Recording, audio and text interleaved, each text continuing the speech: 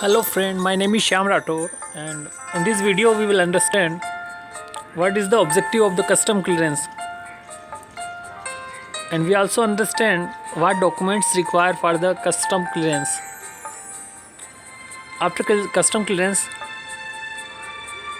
documents are endorsed by the superintendent appraisals of the custom authority. Then this document dispatched to the exporter by the freight forwarder or custom clearance agent.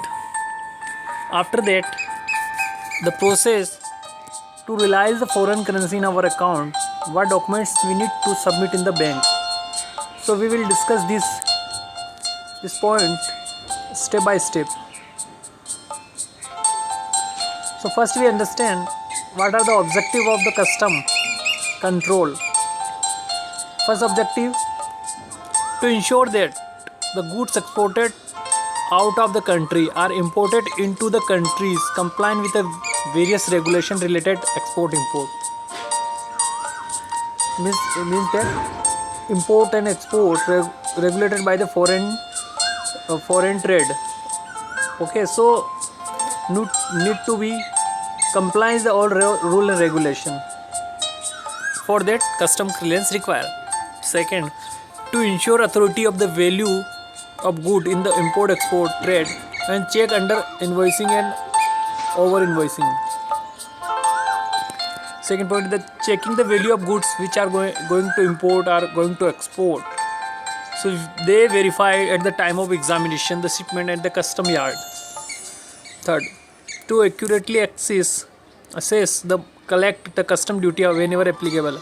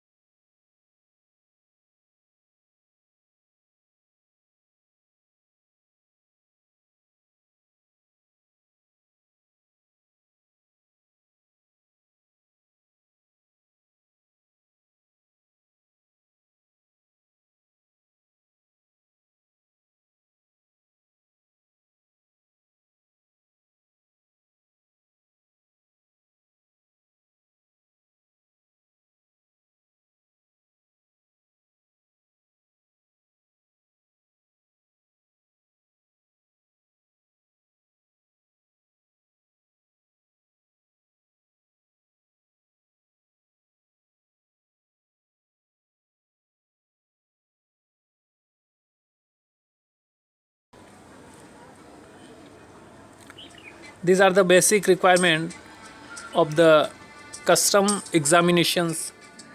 After examination, document to be verified and hand over to the custom and forward agent. So after that, what next procedures? When our agent and forward custom clearance agent or forwarding agent, which are representative at the custom from our side, so what he do then? He received all document. So he dispatched the document to the exporter. Okay. Soon after obtaining the bill of lading from the shipping company, the custom and forwarding agent sent the following document to the exporter. After examination, what document sent by the our agent? These are the mentioned here. Full set of the clean board bill of lading, copy of the commercial invoice attested by the custom, DPK copy of the shipping bill, original export orders, contract, original original letter of credit, copy of the consular invoice, custom invoice. AR1 is not working, so there is a tax invoice and OR form. Now next, after this document received by the exporter, what is the next step? The next step is the sending shipment advice, means shipment intimation to our buyer that we have dispatched the shipment.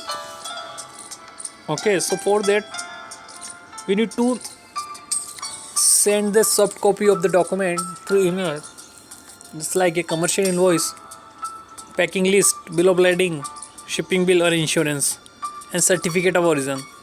This document need to send to one buyer for the shipment advice, or we can say shipment intimation. Now next step,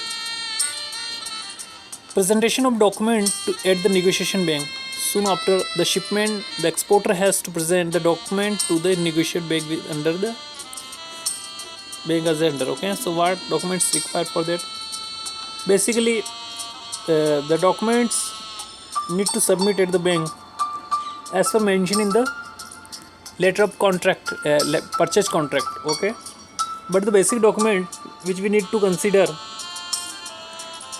are here: bill of exchange, first and second.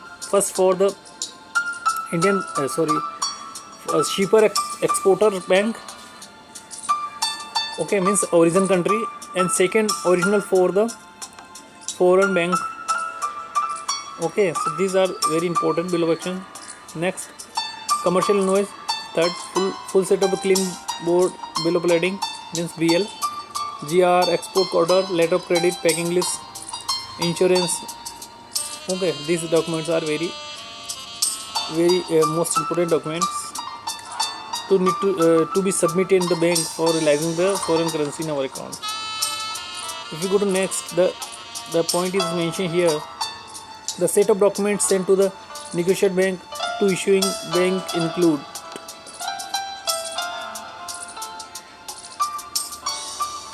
negotiating bank will send this document to the foreign country bank, so which are mentioning here. These are the same which mentioned here. It may be difference only one or more documents, like a shipping bill which granted from the custom. So this document need to submit our origin country's bank, forward this document to the foreign countries. Then the foreign country